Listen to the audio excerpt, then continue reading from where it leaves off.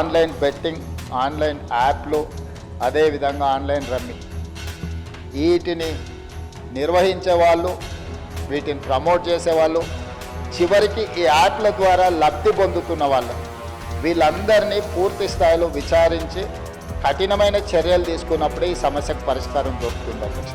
Special investigation team ఏర్పాటు చేస్తున్నాము. తద్వారా అందరినీ కఠినంగా అణచివేయడమే కాకుండా చర్యలు తీసుకుంటామని తమ ద్వారా తెలియదలుచుకున్న అధ్యక్ష. వైజాగ్లో 19 ఏళ్ల కుర్రాడు 3 నెలల్లో 6,40,000 కోల్పోయాడు. ఎలా అనుకుంటున్నారు? వాళ్ళ ఫాదర్ ఏమో వాడు గేట్ కోచింగ్ తీసుకుంటున్నాడు అనుకుంటున్నారు.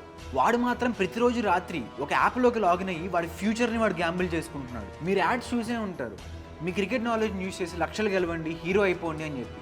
But what if I told you the real player isn't you, it's the app, it's the company. IPL jerseys, influencer reels, dopamine tricks, ఇవి వాడి వాళ్ళు మీ ఫోన్లో ఒక లీగల్ క్యాష్ నుండి బిల్ చేసి పెట్టేశారు. అదే నిజం. ఈ 24,000 crores బెట్టింగ్ ట్రాప్లో యాక్చువల్ ప్రొడక్ట్ ఏంటో తెలుసా? అది కూడా నువ్వే. వెల్కమ్ టు బిజినెస్ గీత. ఈ ఎపిసోడ్లో బెట్టింగ్ యాప్స్ నిన్ను యూజ్ చేసుకొని నీ పైన ఎలా డబ్బులు సంపాదిస్తున్నారో బ్రేక్ డౌన్ చేయబోతున్నారు. సెలబ్రిటీస్ ప్రమోట్ చేస్తున్నారు, ఇన్వెస్టర్స్ ఫండ్స్ ఇస్తున్నారు, అండ్ గవర్నమెంట్ సైలెంట్గా మద్దతు ఇస్తుంది.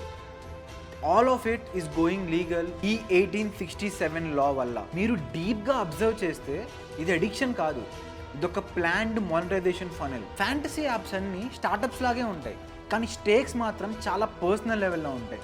ఈ బెట్టింగ్ యాప్స్లో గేమ్స్ ఎలా ఆడాలో నీకు తెలుసు, కానీ ఈ బెట్టింగ్ యాప్స్ నీతో ఏ లెవెల్లో గేమ్ ఆడుతున్నాయో ఇప్పుడు నేను నీకు చెప్తా.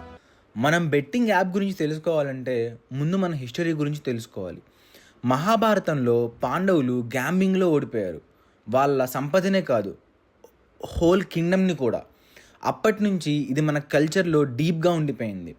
ఆ తర్వాత రాజులు కూడా గ్యాంబుల్ చేసి వాళ్ళ రాజ్యాలనే ఓడిపోయారు. తర్వాత ముఘల్ పీరియడ్లో యానిమల్ ఫైట్స్ మీద బెట్టింగ్ అనేది స్టార్ట్ అయిపోయింది.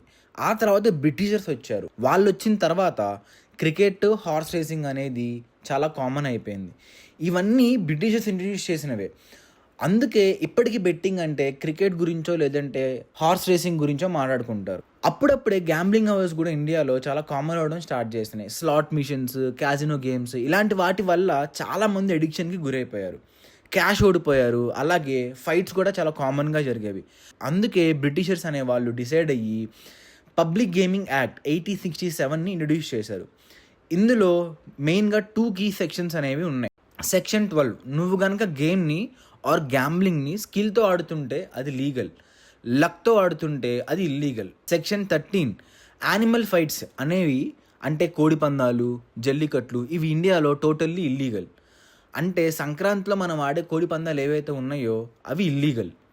బట్ స్టిల్ విలేజ్లో జరుగుతూనే ఉంటాయి. సరదాగా చేస్తున్నామని చెప్పి అందరు జస్టిఫై చేసేస్తారు. ఇండియాకి ఇండిపెండెన్స్ వచ్చాక అదే బ్రిటిష్లోని కాపీ చేసి మన సిస్టంలో పెట్టారు. కానీ ఇక్కడ ట్విస్ట్ ఏంటంటే సెంట్రల్ గవర్నమెంట్ ప్రతి స్టేట్కి వాళ్ళే డిసైడ్ చేసుకోండి అనే ఒక రైట్ అనేది ఇచ్చేసింది. సో ఆంధ్రప్రదేశ్లో గేమింగ్ యాక్ట్ 1974ని తీసుకొచ్చి ఇప్పుడు ఇండియాలో గోవా, సిక్కింలో మాత్రమే క్యాజినోస్ అనేవి లీగల్. గవర్నమెంట్ పర్మిషన్తో స్లాట్ మిషన్స్, బెట్టింగ్ అనేది అక్కడ మాత్రమే అలౌడ్.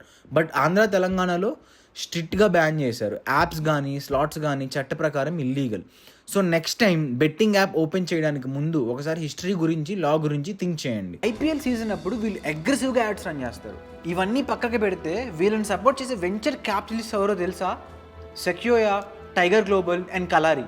ధమ్కేదార్ యూజర్ ఇంటర్ఫేస్ బిల్డ్ చేస్తారు ఆడియన్స్ని అట్రాక్ట్ చేయడానికి. అండ్ కేవైసీ అవ్వకుండా నీ అకౌంట్ సైన్ అప్ని అప్రూవ్ చేస్తారు. అప్రూవ్ అయిన వెంటనే నీ అకౌంట్లోకి 100 రూపాయలు ఫ్రీగా ట్రాన్స్ఫర్ చేస్తాడు. 100 రూపీస్ నీ వాలెట్కి ఫ్రీగా యాడ్ చేసి నువ్వు 500 గెలిచేలా బూస్ట్ చేస్తారు. కన్ఫెటీ, కాయిన్స్, లీడర్ బోర్డ్ అనేవి ఇక్కడ డోపమిన్ లెవెల్ ఇంక్రీజ్ చేయడానికి ఫ్యాక్టర్స్గా యాడ్ చేస్తున్నాయి. వెంటనే నువ్వు ఒక ఇల్యూజన్లోకి వెళ్ళిపోతావు దట్ ఐఎమ్ స్మార్ట్ అని. నువ్వు గెలిచిన బెట్లో 10 to 15% అనేది వాళ్ళ పర్సంటేజ్ కట్. మిగిలిన 85 to 90% నువ్వు ఏదైతే గెలిచావో అది నువ్వు మళ్ళీ రీఛార్జ్ చేస్తావు, మళ్ళీ బెట్ ఆడతావు, అదే లూప్లో ఉంటావు, అదే ఇల్యూజన్లో బతుకుతావు. ఇదే వాళ్ళకి కావాల్సింది అండ్ ఇదే వాళ్ళ go to market strategy. MPL అనే యాప్ వేరు వినే ఉండుంటావు.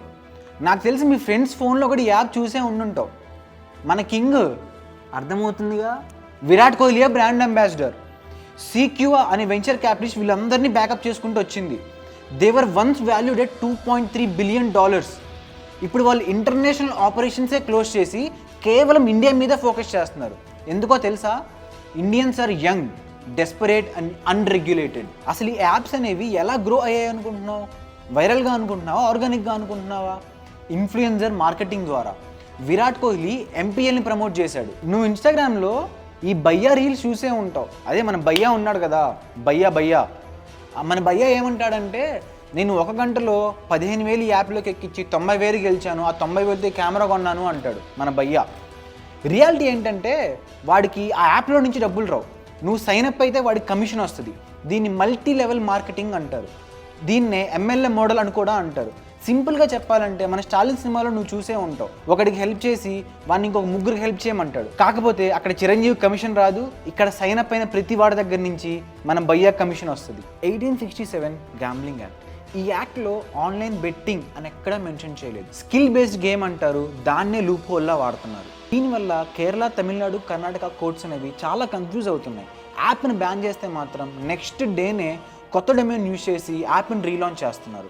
ఆల్రెడీ 175 యాప్స్ బ్యాన్ అయినా వీళ్ళు మాత్రం ఆగట్లేదు. దీనివల్ల ఇండియాలో బ్యాన్ అంటేనే మజాక్ అయిపోయింది, కానీ ఎడిక్షన్ మాత్రం అలవాటు అయిపోయింది. బెట్టింగ్ యాప్స్ అనేవి నీ లైఫ్లో నుంచి 500 రూపాయలు మాత్రమే తీసుకెళ్ళట్లేదు, నీ సెల్ఫ్ వర్త్ని తీసుకెళ్ళిపోతున్నాయి. కాస్ట్ ఆఫ్ లైఫ్, ముందు నీ టైం పోతుంది, ఫ్యామిలీ వాళ్ళ దగ్గర నీ పరువు పోతుంది, నీ మెంటల్ హెల్త్ డిస్టర్బ్ అవుతుంది, వేరే వాళ్ళకి నీ మీద ఉన్న ట్రస్ట్ వ్యానిష్ అవుతుంది. బీహార్, ఆంధ్రప్రదేశ్, పంజాబ్ లాంటి స్టేట్స్లో సూసైడ్స్ ఎక్కువైపోతున్నాయి. బెట్టింగ్ డబ్బులు ర్యాపిడో ఆటోలాగా జుప్ వస్తాయి, జుప్ పోతాయి. ఇండియాలో నువ్వు కానీ బెట్టింగ్ని ఎర్నింగ్ అంటే నీ అంత వెర్రివాడు ఇంకొకడు ఉన్నాడు. మీ మదర్ ఫాదర్ నీ మీద టైం ఇన్వెస్ట్ చేసి, మనీ ఇన్వెస్ట్ చేసి నిన్ను ఇక్కడ దాకా తీసుకొచ్చారు. రేపు కనుక నువ్వు బెట్టింగ్ ఆడితే మీ ఫాదర్ దగ్గర నుంచి నువ్వు నేర్చుకున్నావు అని సొసైటీ అంటుంది, కానీ లాస్ట్లో లూజ్ అయ్యేది మాత్రం నువ్వే. End of the day it is our responsibility and నీ రెస్పాన్సిబిలిటీ కూడా to change the narrative of India.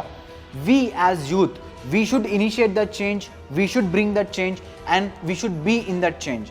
This is Business Geeta, and for your kind information, this is a war.